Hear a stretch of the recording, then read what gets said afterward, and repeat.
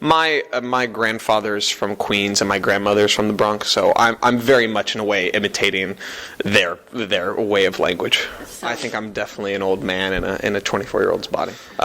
Luckily, I'm affluent in that era just because I happen to be a fan, but you know, I think that was just also luck of the draw. I remember too. I did that.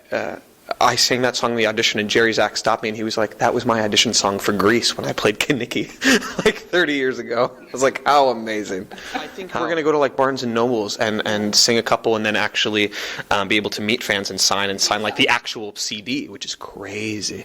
I hope too, maybe down the line it'll get made into like an LP, and you can put it on a record player. I think that'd be very, very cool.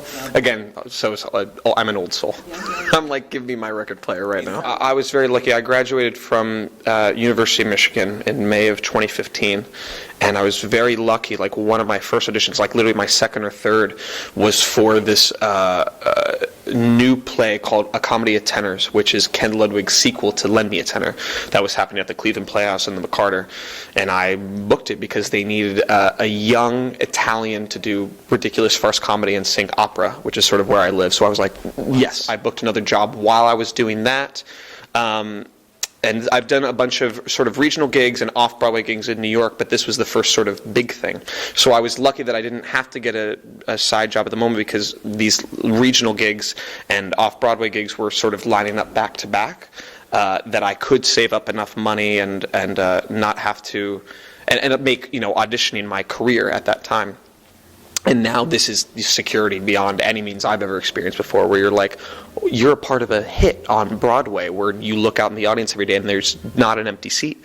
That is not lost on me, the luck of that. You know, I have a kind of precise warm-up that I do.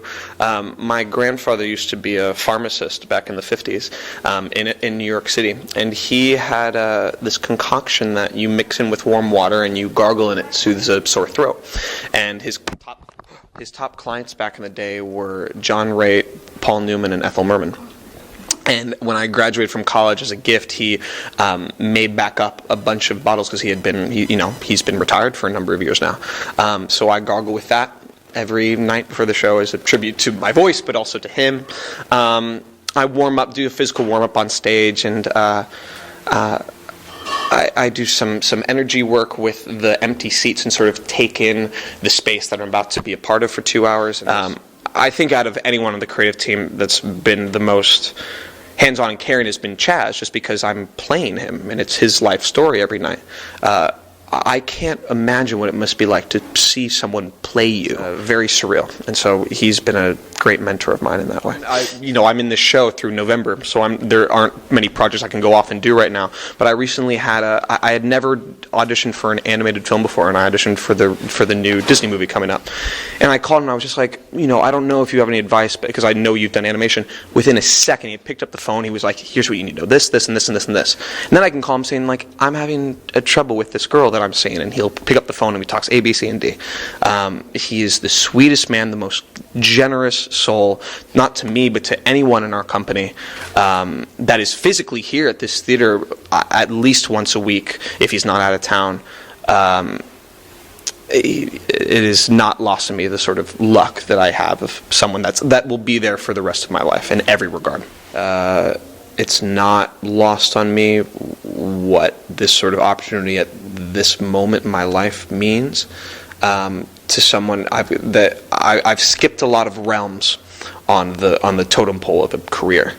The fact that there was an opportunity for a 24-year-old to lead a Broadway show and not be famous, and that show is a hit in every regard, is quite a thrill and sort of crazy.